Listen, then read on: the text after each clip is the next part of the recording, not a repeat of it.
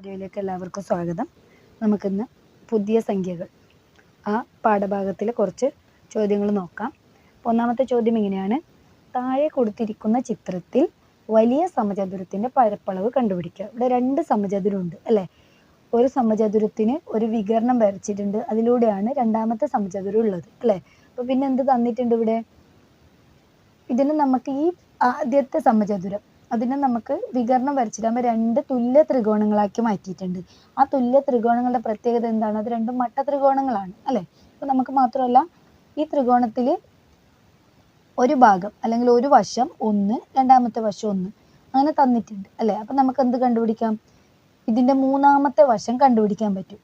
എങ്ങനെ കണ്ടുപിടിക്കൽ? നമ്മൾ മട്ടത്രികോണത്തിൽ പൈതഗോറസ് സിദ്ധാന്തം ഉപയോഗിച്ചിട്ട് ഈ മൂന്നാമത്തെ വശം ആദ്യം നമുക്ക് കണ്ടുപിടിക്കാം. ആ മൂന്നാമത്തെ വശത്തിനൊരു പ്രത്യേകത ഉണ്ട്. എന്താണ്? ഈ മൂന്നാമത്തെ വശം എന്ന് പറയുന്നത് ഈ വലിയ സമചതുരത്തിൻ്റെ ഒരു വശമാണ് അല്ലേ? ഒരു വശം കിട്ടിയാൽ ബാക്കിയുള്ള വശവും കിട്ടും. കാരണം എന്താണ്? സമചതുരത്തിൻ്റെ എല്ലാ വശങ്ങളും തുല്യമാണ് അല്ലേ? അതുകൊണ്ട് ഒരു വശം അറിഞ്ഞാൽ നമുക്ക് ബാക്കിയുള്ള വശം വെച്ചിട്ട് എന്ത് കണ്ടുപിടിക്കാൻ പറ്റും? പരപ്പളവ് കണ്ടുപിടിക്കാൻ പറ്റും. മനസ്സിലായില്ലേ? അപ്പം നമുക്ക് എന്താ തന്നിട്ടുള്ളത്? ഈ ത്രികോണത്തിൻ്റെ ഒരു വശം അല്ലേ, രണ്ട് വശം തന്നിട്ടുണ്ട്. എന്താണ്? ഓരോ സെൻറ്റിമീറ്ററാണ് അല്ലേ? അപ്പം നമുക്കിതെങ്ങനെ ചെയ്യുന്നത് നോക്കാം. നമുക്ക് ആദ്യം പൈതഗോറസ് സിദ്ധാന്തം അല്ലേ, പൈതഗോറസ് സിദ്ധാന്തം വെച്ചിട്ട് ഇതെങ്ങനെ ചെയ്യുന്നത് നോക്കാം. പൈതഗോറസ് സിദ്ധാന്തം അനുസരിച്ച്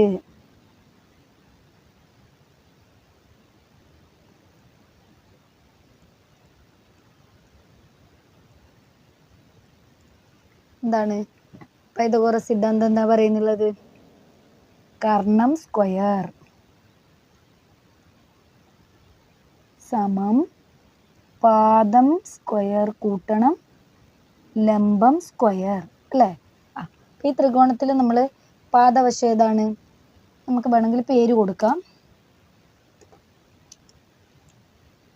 എ ബി സി എന്ന് പേര് കൊടുക്കാം. ഇതൊരു സമചതുരം ആയതുകൊണ്ട് ഇവിടെ ഡി എന്ന് കൊടുക്കുന്നത്. എ ബി സി ഡി എന്നുള്ള ഒരു സമചതുരമാണ്, അതിലാണ് വികരണം വരച്ചിട്ടുള്ളത് അല്ലേ? നമുക്ക് എന്ത് ചെയ്യാം? കർണം എന്ന് പറഞ്ഞാൽ എന്താണ്? ഈ നീളമുള്ള വശത്തിനാണ് കർണം എന്ന് പറയുന്നത്. അത് ഏതാണ്? എ സി അല്ലേ? അപ്പം എ സി ഘാതം 2 അല്ലെങ്കിൽ എ സി സ്ക്വയർ സമം പാദം എന്ന് പറയുന്നത് ബി സി സ്ക്വയർ കൂട്ടണം ലംബം എന്ന് പറയുന്നത് എ ബി സ്ക്വയർ അല്ലേ? നമുക്ക് എന്ത് ചെയ്യാം? ബി സി തന്നിട്ടുണ്ട്, എത്രയാണ്? 1. അപ്പോൾ 1/2 കൂട്ടണം എ ബി എത്രയാണ്? 1. 1/2 1/2 എന്ന് പറഞ്ഞാൽ എത്രയാണ്? 1. 1/2 എന്ന് പറഞ്ഞാൽ 1. അപ്പോൾ 1 കൂട്ടിയാൽ 2 കിട്ടി. എന്താണ് നമുക്ക് കിട്ടിയത്? കർണം ഘാതം 2 അല്ലെങ്കിൽ കർണം സ്ക്വയർ ആണ് 2 കിട്ടി. അങ്ങനെയാണ് കർണം എത്രയായിരിക്കും? കർണം സമം √2. എത്രയാണ് കിട്ടിയത്? √2. അപ്പം നമുക്ക് എന്ത് കിട്ടി? ഈ തന്നിരിക്കുന്ന സമചതുരത്തിൽ ഒരു വികരണത്തിൻ്റെ നീളം എത്രയാന്ന് കിട്ടി? √2 എന്ന് കിട്ടി അല്ലേ? ആ √2 കിട്ടി. അതായത് വലിയ സമചതുരത്തിൻ്റെ ഒരു വശത്തിൻ്റെ നീളം √2 എന്ന് കിട്ടി. അപ്പം നമുക്ക് വലിയ സമചതുരത്തിൻ്റെ പരപ്പളവ് കണ്ടുപിടിക്കാമല്ലോ. അപ്പം എന്തായിരിക്കും? വലിയ സമചതുരത്തിൻ്റെ പരപ്പളവ്, വലിയ സമചതുരത്തിൻ്റെ പരപ്പളവ് സമം എന്താണ്? വശം ഗുണിക്കണം വശമാണ് അല്ലേ? വശം ഗുണിക്കണം വശം. ഒരു വശം എത്രയാണെന്ന് കിട്ടിയിട്ടുണ്ട്? നമുക്ക് √2 ആണെന്ന് കിട്ടി. അപ്പോൾ √2 ഗുണിക്കണം √2. √2 √2 കൊണ്ട് ഗുണിച്ച ഉത്തരം എത്രയാണ്? √4. 4ൻ്റെ റൂട്ട് എടുത്ത് നമുക്ക് ഉത്തരം എത്ര കിട്ടും? 2 എന്ന് കിട്ടും. അപ്പം നമുക്ക് വലിയ സമചതുരത്തിൻ്റെ പരപ്പളവ് എന്ന് പറയുന്നത് എത്രയാണ്? 2 സെൻറ്റിമീറ്ററിലാണെങ്കിൽ സെൻറ്റിമീറ്റർ അല്ലെങ്കിൽ സ്ക്വയർ സെൻറ്റിമീറ്റർ എന്നാണ് നമ്മളതിൻ്റെ യൂണിറ്റ് പറയുന്നത്. അപ്പം ഉത്തരം എത്രയാണ്? 2 ആണ്. നമുക്ക് അടുത്തൊരു ചോദ്യം നോക്കാം. ഇങ്ങനെയാണ് ചോദ്യം: ചുവടെ കൊടുത്തിരിക്കുന്ന ത്രികോണത്തെ ഉയരത്തിലൂടെ മുറിച്ച് ഒരു ഭാഗം എടുത്താൽ ഒരു മട്ടത്രികോണം കിട്ടും. ഇതിൻ്റെ മൂന്നാമത്തെ വശം കണക്കാക്കുക. അപ്പോൾ ഇവിടെ ഒരു ചിത്രം കൊടുത്തിട്ടുണ്ട്. എന്താണ്? 3 വശവും തുല്യമായൊരു ത്രികോണമാണ്. ഇതിന് ഉയരത്തിൽ, അതായത് നടുവിലെ മുറിച്ചാൽ 2 തുല്യ ത്രികോണങ്ങളായിട്ട് മാറും അല്ലേ? അപ്പം ഇവിടെ എന്താണുള്ളത്? 3 വശങ്ങളും തന്നിട്ടുണ്ട് 2 മീറ്റർ എന്ന് വെച്ചിട്ട് അല്ലേ? 2 മീറ്റർ വീതമാണ്. അപ്പം നമുക്ക് വേണ്ടത് ഈ ഉയരം, അതായത് ഇത് 2 മട്ടത്രികോണമായിട്ട് ഭാഗിച്ചിട്ടുണ്ട്. അപ്പോൾ ഈ മൂന്നാമത്തെ വശം, ഈ ഇവിടെ 2 ത്രികോണങ്ങളുണ്ട്, അതിൻ്റെ ആ നടുവിലുള്ള ആ വശമില്ലേ, അത് എത്രയാണെന്ന് കണ്ടുപിടിക്കണം. അതിന് വേണ്ടിയിട്ട് ആ ത്രികോണത്തിനെ ജസ്റ്റ് ഒന്ന് മാറ്റി വരച്ചിട്ടുണ്ട്. അപ്പോൾ എന്താണ്?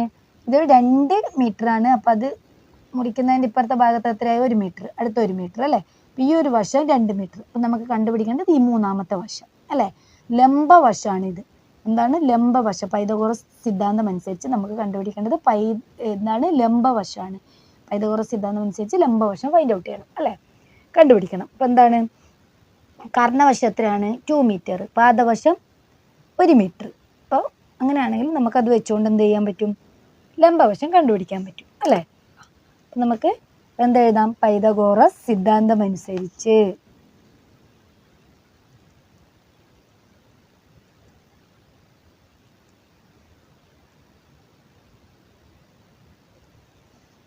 എന്താണ് ജസ്റ്റ് ഒന്ന് എഴുതി വെക്കുക. കർണം സ്ക്വയർ സമം പാദം സ്ക്വയർ കൂട്ടണം ലംബം സ്ക്വയർ. പിന്നെ എന്ത് വേണം? നമുക്ക് കണ്ടുപിടിക്കേണ്ടത് എന്താണ്? ലംബം സ്ക്വയർ ആണ്, അത് അവിടെ ഇല്ല. അപ്പം നമുക്ക് ഇതിനെ ഇങ്ങോട്ട് കൊണ്ടുവരാം. അതായത് കർണം സ്ക്വയർ കുറക്കണം. ഈ പാദം എന്നുള്ളത് സമത്തിനപ്പുറമാണ്, അത് ഇങ്ങോട്ട് വരുമ്പോൾ കുറക്കണം എന്നുള്ള ചിഹ്നം വരും. പാദം സ്ക്വയർ സമം ലംബം സ്ക്വയർ. കാരണം എത്രയാണ്? 2 അല്ലേ. കാരണം എന്ന് പറയുന്നത് 2 ആണ്. അപ്പോൾ 2 കുറക്കണം. പാദം എത്രയാണ്? 1. ഇപ്പോൾ 2 കുറക്കണം 1 എന്താണ്?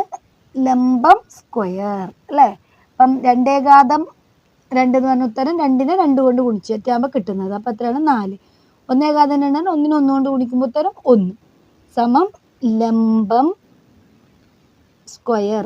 അപ്പം 4 - 3 എത്രയാണ്? ഉത്തരം 3. 3 എന്ന് പറയുന്നത് ലംബം ഘാതം 2 അല്ലെങ്കിൽ ലംബം സ്ക്വയർ ആണ് അല്ലേ. അങ്ങനെയാണെങ്കിൽ ലംബം എന്തായിരിക്കും? ലംബം സമം √3. അപ്പം എന്താണ് ലംബം കിട്ടിയത്? √3. അപ്പം നമുക്ക് ഈ തന്നിരിക്കുന്ന ചിത്രത്തിൽ ഈ വശം ലംബവശം എത്ര കിട്ടി? √3 എന്ന് കിട്ടി.